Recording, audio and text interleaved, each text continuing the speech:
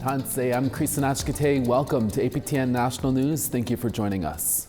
Samuel Bird, the 14-year-old boy from Paul Band in Alberta, has been missing in Edmonton since June 1st. His mother is now speaking out, hoping that more people will come forward to police for information on where her son is. Bird says her son Samuel Bird left to visit at a friend's house on June 1st in the Kenora neighborhood in West Edmonton. He was last seen leaving his friend's house on foot to visit another person he knew, but he never came home. Bird says when Samuel leaves the house, he always messaged his mom to tell her where he is. Bird also says that Samuel was always on social media, and since June 1st, he hasn't been online at all. Samuel's little sister's birthday has also just passed, and Bird says he would never miss her birthday. Bird also feels that Samuel may have gotten involved with the wrong friends and is worried for his safety. Samuel, if you are just hiding, please just come home. Just call mom, call us, anybody, just to let us know that you're okay. My kids are taking it really, really hard, especially his younger sister, Emily, and I worry about my mom, and I just take it like day by day, more like minute by minute. Sometimes I'm okay, and then sometimes I'm not. A man has been shot and another man has been arrested in a shooting in a First Nation in New Brunswick. Last Saturday, New Brunswick RCMP responded to a report of a shooting in Tobic First Nation at around 3:20 a.m. When Mounties arrived, they found a 32-year-old man suffering from a gunshot wound. The man was taken to hospital with serious life-threatening injuries. A man from the First Nation in connection to the shooting was located and arrested later that day. The 27-year-old was later released pending a future court date. RCMP did not say what charges the man is facing. If anyone has information regarding this incident, you are asked to contact RCMP or Crime Stoppers. Tobic First Nation is located just 34 kilometers south of Grand Falls. First Nation ancestral remains have been found at the construction site of a parking lot located next to the Ontario Power Generation's new headquarters in Oshawa, Ontario.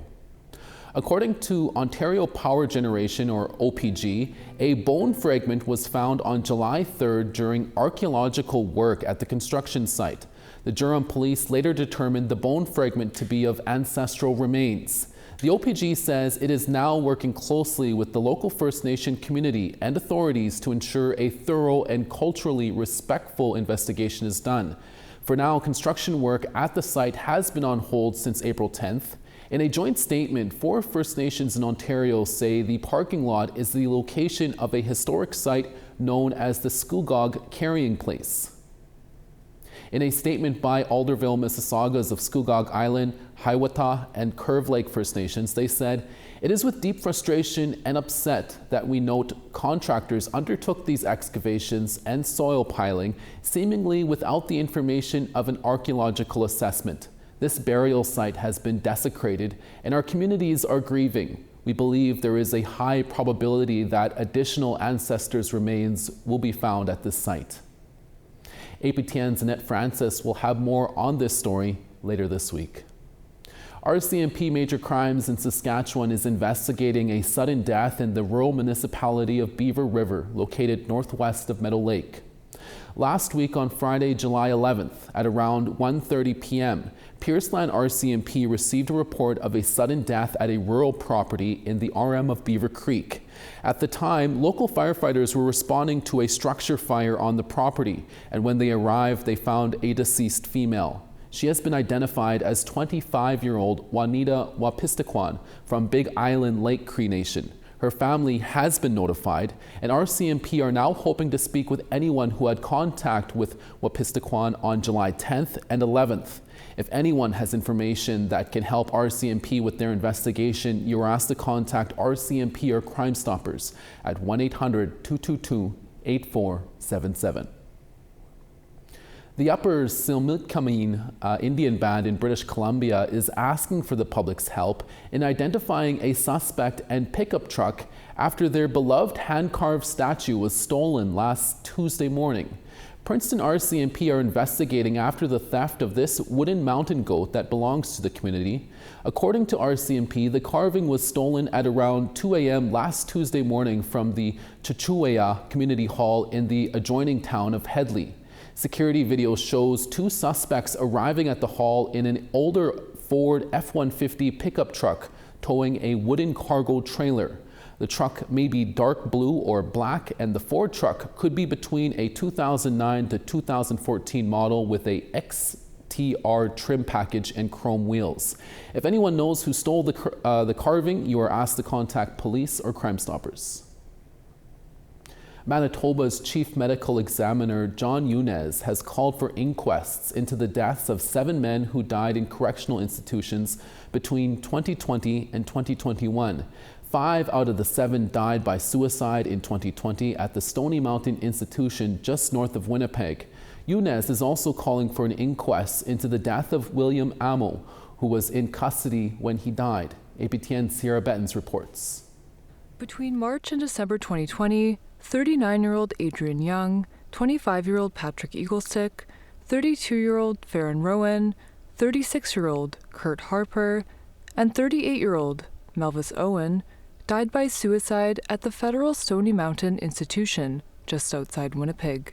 On Monday, the province notified media that Manitoba's Chief Medical Examiner, John Younes, has called for inquests into their deaths. Inquests are also being called for 36-year-old Jesse Thomas, who died from a drug overdose while incarcerated at Stony Mountain on November 19, 2021, and 45-year-old William Amo. Amo, an Anishinaabe man from Seguin First Nation, died on February 14, 2021, after an altercation with several guards at the Headingley Provincial Jail.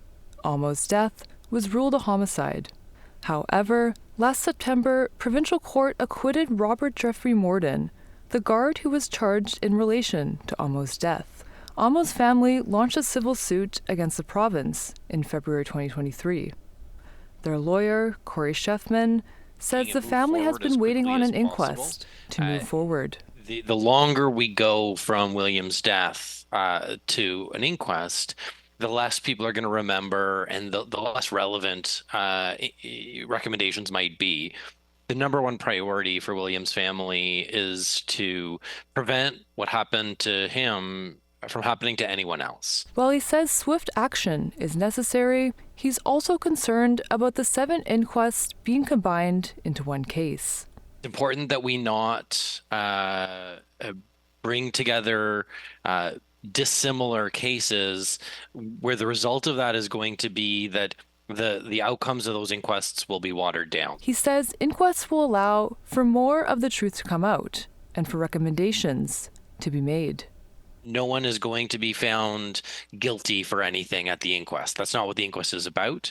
And so it's a really important opportunity to talk about policy changes, to talk about what went wrong and how to prevent it from happening again. APTN reached out to Manitoba's Chief Medical Examiner for comment, but did not receive a response by airtime. Sierra Bettens, APTN National News, Winnipeg.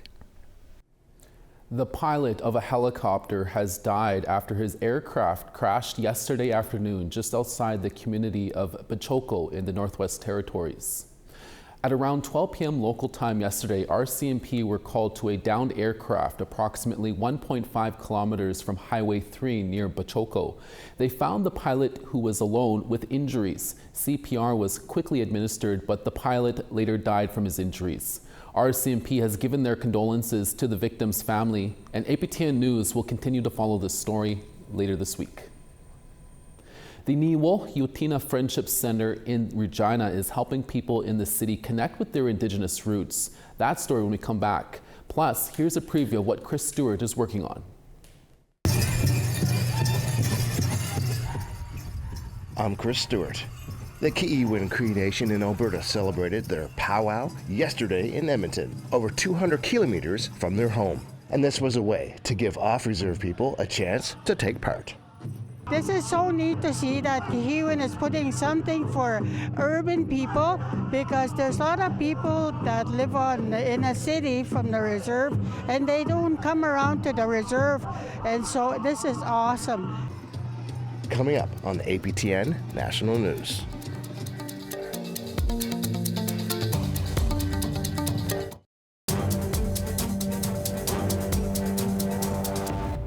Welcome back. Last Friday marked 35 years since the 1990 siege of Kanesatake began, and every year a commemoration is held for that siege. But for the first time, a gathering was held in Montreal with representatives of both Kanesatake and its sister community, Kahnawake. And as APTN Savannah Craig reports, land back was a major theme this year.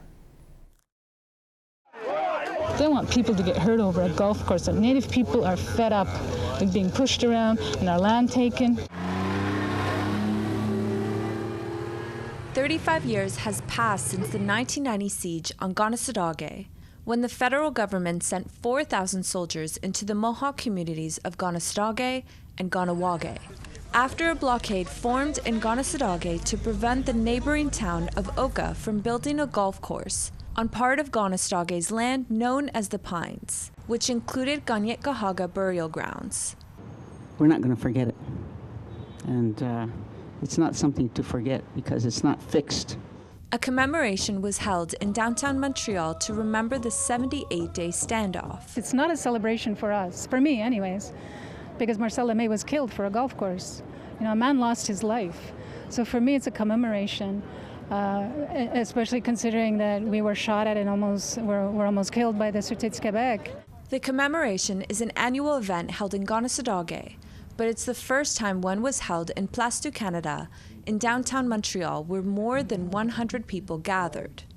Coming to Montreal, we thought would be a bigger voice, a bigger space to maybe call attention, have some calls to action, and help us to move forward in Kanesatake. Wanda Gabriel was a young mother at the time of the siege. Her cousin, Ellen Gabriel, was the spokesperson at the time. She says the defending of Kanien'kehá:ka land didn't conclude in 1990. How are we going to stop the land theft? Because they keep going. You know, they're relentless. Gabriel says Kanesatake continues to be threatened by land grab. We're not out of the woods yet, and we still have people who want to develop. We have the, niobium mine that people want to reopen. This is Mohawk land! Former AFN-QL Regional Chief Ghislain Picard says what happened in 1990 was impactful for all Indigenous people. The issue at hand back in 1990 is still very much the same issue today. It's an issue regarding lands, and to me, that's probably the kind of message that this commemoration has to carry. How do we go about, settling issues that have been, long-standing for decades? Some here today are not just commemorating 35 years since 1990, but they're also demanding these calls to action to be implemented, some of which include upholding UNDRIP, establishing a community healing fund, and land back. Another call to action for me, it's such a big event that happened in this country in 1990, and it's not in the history books. It's not in Quebec's history books, it's not in Canada's history books, it's not even in our own history books in the community, and I'd love to see it in our history books so that people can know and understand the implication of what happened. And the original dispute has yet to be resolved. The land dispute that has been going on for over 300 years and has not been resolved 35 years later, I think it's really important for people to realize that and understand that. Savannah Craig, APTN National News, Montreal. The Niwo Yotina Friendship Center in Regina, Saskatchewan is well known for helping those most in need. But aside from offering life-saving resources in Regina, they are also helping people in the city get connected to the Indigenous culture and knowledge only available outside city limits. CTV's Mick Favel has that story. Cut this one in half, actually. Staff and clientele of the Niwo Yotina Friendship Center took a field trip out of Regina to learn how to cut and smoke moose meat. The group of about a dozen met on Standing Buffalo, Dakota Nation, where the process has been an annual tradition going back hundreds of years. It's important for the urban setting to learn these things because there's a lot of the urbans really want to learn the traditional way of life, right? So by having this type of group and bringing them here is a warm feeling. The Nawo-Yotina Friendship Center has been offering this type of programming for a number of years, getting the people they serve connected and learning Indigenous culture and practices. For Tiffany Redmond, it's a full circle moment, teaching others what was once taught to her. It has really helped me in my life to reconnect with the land and our traditions, and I want to be able to pass that feeling along to other people. The Friendship Center staff were also getting in on the learning. Growing up, I didn't have any of these resources, and so with the Friendship Center, I feel like I have the privilege to be at all of these programs. So I feel like I'm gaining a lot of knowledge from this. The process of smoking meat was once used to prolong the life of the meat. The people on Standing Buffalo and surrounding tribes kept the smoked meat for the winter months on the prairies. For the workshop, a smokehouse was used to speed up the process, but organizers say it can still all be done with just the materials found on the nation if needed. A large portion of the day was filled with working and learning, with the rest filled with smiles, laughs, and making connections. It's something organizers hope people take home and coming back again. Doing the seriousness of what we're doing and also laughing with that good energy, hey? It creates positive vibes. Yeah, it does. It create. Look at it's just positive here, and all the kids playing and wanting to help. So that's very important for our people. The Nawo-Yotina Friendship Center plans to continue hosting events like these. We now want to tell you about this week's new web poll question. Over on our aptnnews.ca, we ask, will you be paying attention to what First Nations leaders are saying about their summit with Prime Minister Mark Carney? Your answers are yes or no. Go to our website at aptnnews.ca/polls to have your say. We'll also post a new web poll question tomorrow. A $200 million legacy fund in support of Indian Day School survivors was announced in Ottawa. We'll have former Senator Dan Christmas up next to tell us how significant this legacy fund will be for the Mi'kmaq. Stay with us.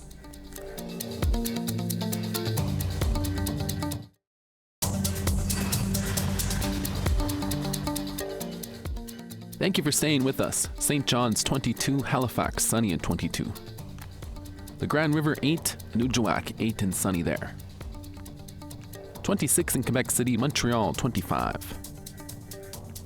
29 in Windsor, Ottawa 29 and sunny there. Wawa rain and 17, Thunder Bay 16 and sun. Sunny in Norway House at 16, God's Lake 14. 16 in Gimli, Winnipeg 14 and sunny there. Partly cloudy in Regina at 15, Saskatoon, smoky and 13. Smoky in Meadow Lake at 13, LaRange 15 and sun. Fort McMurray 23 and rain, high level 26. Rain in Lethbridge at 17, Edmonton 20. 26 in Penticton, Campbell River sunny and 29. Showers in Prince Rupert at 17, Prince George 25. Mayo 17, Whitehorse, partly cloudy and 16. 30 in Fort Simpson, Norman Wells, rain and 27. 26 in Inuvik, Colville Lake 20. 14 in Chesterfield, Baker Lake 10. And Arctic Bay 1, Aglulik 3. A $200 million legacy fund in support of Indian Day School survivors was launched in Ottawa last week. The fund will support healing and culture and language preservation. It's part of an overall $1.47 billion class action lawsuit settlement. Former Senator Dan Christmas is a day school survivor. Dennis Ward recently spoke to Christmas, and he joins us now to talk about what the fund means for the Mi'kmaq and how healing will begin. Dan, thanks so much for taking some time here for us today. I guess just your thoughts on how you hope the funding will help survivors in Mi'kmaq. Well, we're planning what we call Wigabaltium. It's basically a sacred gathering, and we hope to bring together the survivors of the Indian Day Schools here in Cape Breton, or we call Unama'ki. But it's a little different. I suppose we could have had the event on a First Nation community, but we're having it right in the middle of the the Kiberton Regional Municipality or the City of Sydney. And we hope to invite the general public as well to join in the celebration and to join in the festivities. And what we're hoping is that it would honor the Indian Day School survivors. There's been a lot of recognition for residential school survivors, but not so much for the Indian Day School survivors. And we're hoping to bring them together, maybe a time to heal, to put all our experiences in the rearview mirror and to go on and heal and continue on with life in a good way. Now, Dan, there are 4 streams of funding: healing, language, culture, commemoration, and truth-telling. Is there one that you feel is most important for you or survivors? Yeah, I would say the healing stream. I would say that's the most important part. I think the other parts are important too, but to live in a good way today, I think we need to put this in the past. And the healing is a big part of that journey. So I hope that part continues to get a lot of recognition, and it continues to make a difference with Indian Day School survivors. I guess on that front, Dan, in terms of the money and where it will go, I guess how could it help out with some of that healing? Well, events like this, and I'm sure there's all different kinds of events, but events like this, I think, make a difference. I think it brings closure in the same way that residential school survivors had experienced closure. And I hope Indian Day School survivors will take part in this celebration. And it's meant to be a celebration. It's meant to honor them, recognize what they've gone through as well. And I hope these kinds of events make a big difference in how we live our lives going forward. Dan, how has the process been going for someone like yourself so far in terms of timelines, things of that nature? The timeline has been stretched out. I have to admit that. I mean, the settlement took place in 2019, if I remember correctly, and now we're 6 years later, and I still understand there's a few survivors whose claims have not been addressed. So it's been a long journey. But, if you look in hindsight, the Indian Day Schools were here for a long, long time, for more than a century. And that was a long time for a lot of people. So maybe the claim period isn't too bad when you put it that way. But I'd like to see this finished and done. And, let's get on with the rest of our lives. Right. Well, Dan, we sure appreciate you speaking with us about your experience, and wish you all the best there at the event happening in August in Unama'ki. Oh, thank you, Dennis. We appreciate you covering this. And that's your daytime newscast for this Tuesday. Dennis Ward is back for your evening newscast, including a story about the Trondheim First Nation opposed to new territorial regulations for fast approval mining projects. From all of us at APTN National News, hi miigwech masicho, thank you for watching, and we'll see you again. Ekse.